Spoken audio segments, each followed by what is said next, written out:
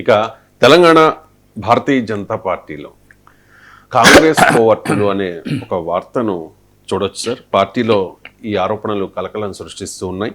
కొందరు నేతలు కాంగ్రెస్తో సీఎంతో అంటగాగుతూ ఉన్నారనే చర్చ జరుగుతోంది. మున్సిపల్ ఎన్నికల్లో మనం చూసాం కదా సార్, లోపాయికారి ఒప్పందం జరిగింది బీఆర్ఎస్తో అలాగే కాంగ్రెస్తో అనే విమర్శలు కూడా వచ్చాయి. సో పద్ధతి మార్చుకోవాలంటూ ఇటీవల రాష్ట్ర ఇన్ఛార్జ్ పాటిల్ కూడా ఆగ్రహం వ్యక్తం చేస్తూ ఉన్నట్లుగా ఒక వార్తను చూస్తూ ఉన్నాం సార్. ఏంటి సార్, తెలంగాణ కమలం పార్టీలో కాంగ్రెస్ కోవర్టులు ఉన్నారు. ఇప్పుడు కొన్ని తెలుగు సీరియల్స్ ఉంటాయి, ఆ మా టీవీలా ఈ టీవీలా మా అమ్మ చూస్తుంది. నేను అప్పుడప్పుడు పోయి అమ్మను పలకరించడానికి వెళ్తుంటా.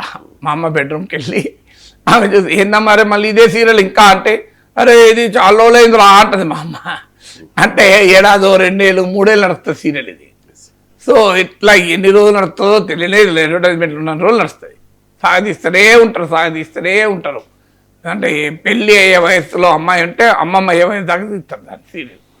సో అలా BJP serial, Telangana BJP story కూడా ఇట్స్ ఎ మెగా సీరియల్.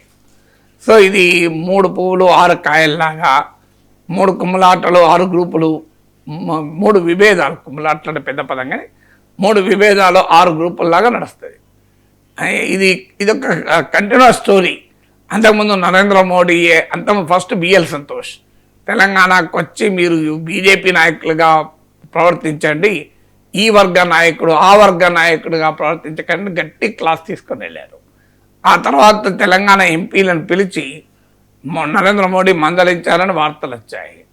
వీళ్ళు చాలా తీవ్రంగా తెలంగాణలో బీజేపీకి ఓటు వేయడానికి ప్రజలు సిద్ధంగా ఉన్నారు, కానీ మీరు మాత్రం మీ వల్లనే ఓట్లు వస్తలేవని. ఎందుకంటే బీజేపీకి 2 సీట్లు వచ్చిన రోజుల్లో ఒక సీటు గుజరాత్ నుంచి వచ్చింది. ఇప్పుడు గుజరాత్లో బీజేపీ ఎట్లుంది, ఇంకో సీటు తెలంగాణ నుంచి వచ్చింది. జంగారెడ్డి హనుమకొండ నుంచి బీజేపీ సీనియర్ నాయకుడు గెలిచాడు.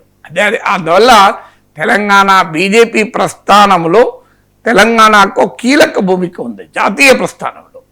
సో అందువల్ల మీకు సెంటిమెంట్ కూడా బీజేపీ జాతీయ నాయకత్వానికి ఎక్కడ దాకా పోయిందంటే, ఈ మధ్య మోడీ వచ్చినప్పుడు హైదరాబాద్లో తెలంగాణ బీజేపీ వాళ్ళకి ఇచ్చిన సమయం కన్నా ఆంధ్రప్రదేశ్ ముఖ్యమంత్రి ఉప ముఖ్యమంత్రులకు ఎక్కువ సమయం ఇచ్చాడు. సో అది తెలంగాణ బీజేపీ నాయకులు ఇప్పటికీ జీర్ణించుకోలేకపోతున్నారు. అంటే ఎందుకు మీతో కలిస్తే ఇది గొడవ లేదు, నాకెందుకు ప్రశాంతంగా ఉంటుందని చెప్పి అటు పోయాడని కూడా వార్తలు వచ్చాయి. I don't think that is true. ఎందుకంటే ప్రశాంతంగా ఉండడానికి హైదరాబాద్లో ఉండాలి, ప్రైవేట్ వెళ్ళిపోవచ్చు కదా, టైం లేదని. కానీ మరి అలాంటి మీములు కూడా వచ్చాయి. సో అందువల్ల ఏంటి, తెలంగాణ తెలుగుదేశంలో గ్రూపులు కొత్త కాదు. సో ఒకరు అనేక గ్రూపులు బహిరంగంగానే విమర్శించుకుంటారు కదా, ఏమి పోస్టులు పెట్టుకుంటారు, విమర్శించుకుంటారు, మనకందరికి తెలియదేం కాదు అది. ఇప్పుడు తాజాగా వస్తున్నది ఏంటంటే, ఇందులో కొందరు కాంగ్రెస్తో కుమ్ముక్కయ్యారు, కొందరు బీఆర్ఎస్తో కుమ్ముక్కయ్యారు. అంటే అది కూడా 2 అక్కడ కూడా మళ్ళీ విడిపోయారు. అందరూ కలిసి ఒక్కరితో కుమ్ముక్కు కాలేదు.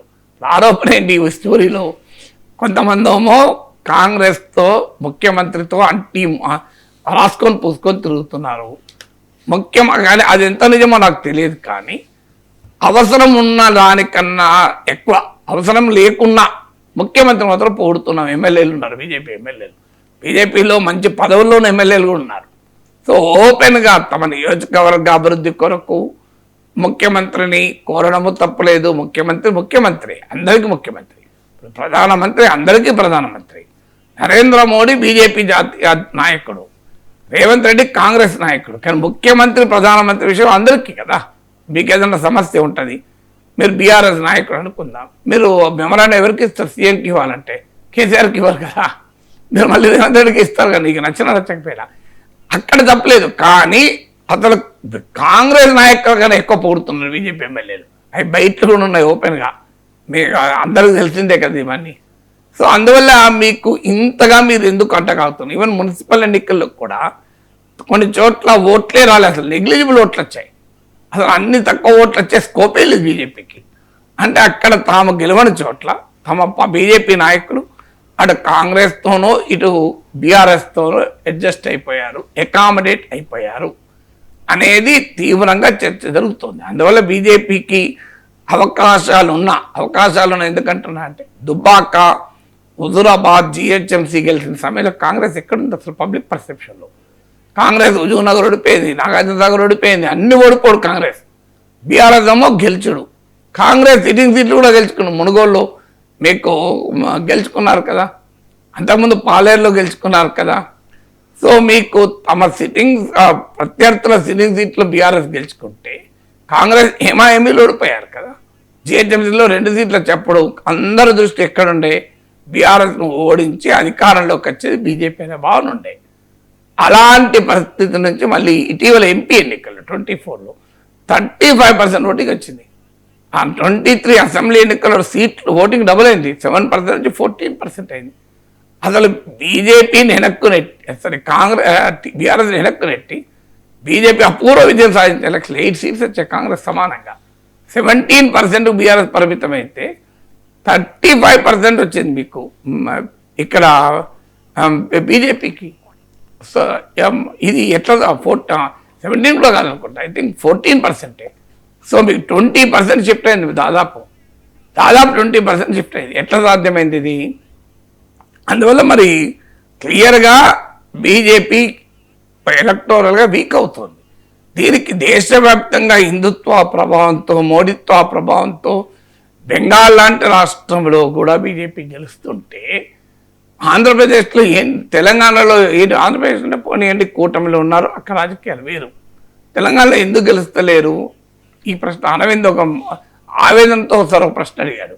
మాకు అసెంబ్లీ ఎన్నికల్లో 3 ఎన్నికల్లో కలిపి ఎందుకని మాకు 14 సీట్లు మించిన 14 వచ్చాయి అని, మా పరిస్థితి ఏంటి, ఎందుకు వస్తలేవు, ఎంపీలు తెచ్చుకున్నంత కూడా ఎమ్మెల్యేలు వస్తలేవు కదా, నేను రీజన్ ఉండాలి కదా అని ఆయన ఆవేదన వ్యక్తం చేశాడు.